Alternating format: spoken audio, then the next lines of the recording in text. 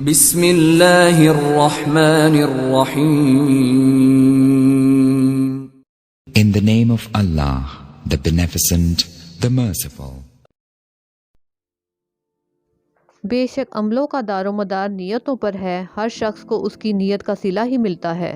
جس کی ہجرت حصول دنیا کی خاطر ہو یا کسی عورت سے شادی کرنے کے لیے ہو تو اس کی ہجرت اس مد میں شمار ہوگی.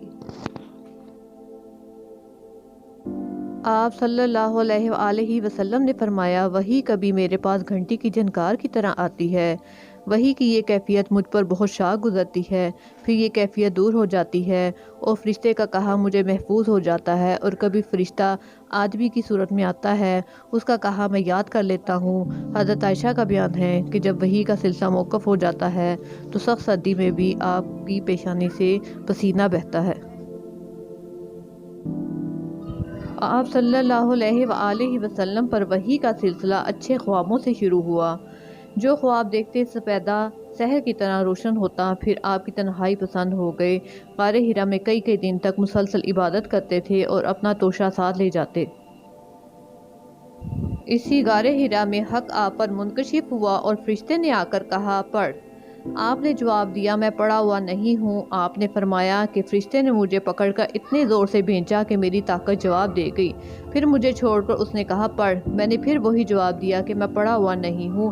آپ فرماتے ہیں کہ پھر تیسری بار بھی اس نے مجھے پکڑ کر چھوڑ دیا اور کہا کہ پڑھ اپنے رب کے نام کی برکت سے جس نے ہر شے کو پیدا کیا، انسان کو خون کی پھٹکی سے بنایا. پڑھ اور تیرا رب بڑے کرم والا ہے. تو آپ صلی اللہ علیہ وسلم نے ان آیتوں کو دہرایا. آپ صلی اللہ علیہ وآلہ وسلم کا دل اس انوکھے واقعہ سے کانپ رہا تھا. پھر آپ حضرت خدیجہ کے پاس پہنچے اور فرمایا کہ مجھے کمبل اڑا دو. مجھے اڑاؤ. انہوں نے آپ کو کمبل اڑا دیا. جب آپ کا ڈر جاتا رہا تو حضرت خدیجہ کو تمام واقعہ سنایا اور فرمایا کہ مجھے اپنی جان کا خوف ہے. انہوں نے کہا ہرگز نہیں، خدا کی قسم آپ کو اللہ کبھی رسوا نہیں کرے گا.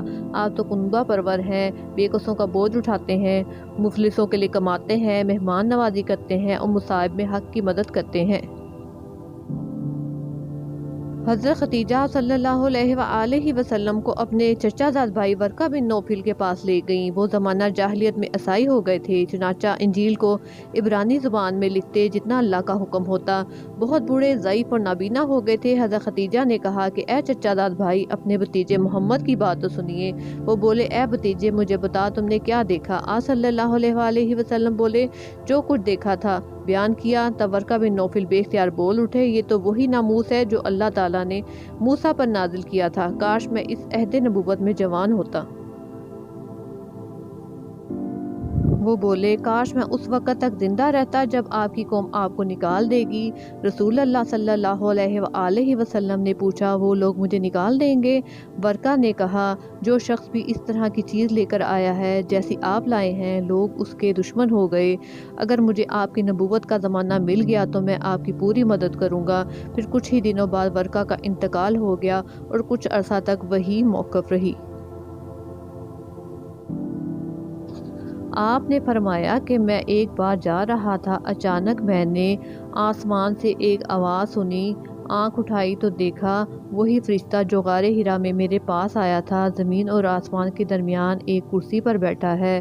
مجھے اس منظر سے دہشت سی چھا گئی اور واپس لوٹ کر میں نے کہا مجھے کپڑا اڑا دو، مجھے کپڑا اڑا دو. اس وقت اللہ نے یہ آیت نازل فرمائی اے کپڑا اوڑھنے والے اٹھ اور لوگوں کو عذاب الہی سے ڈرا اور اللہ کی بڑائی بیان کرو اور اپنے کپڑے پاک رکھو اور پلیدی کو چھوڑ دے.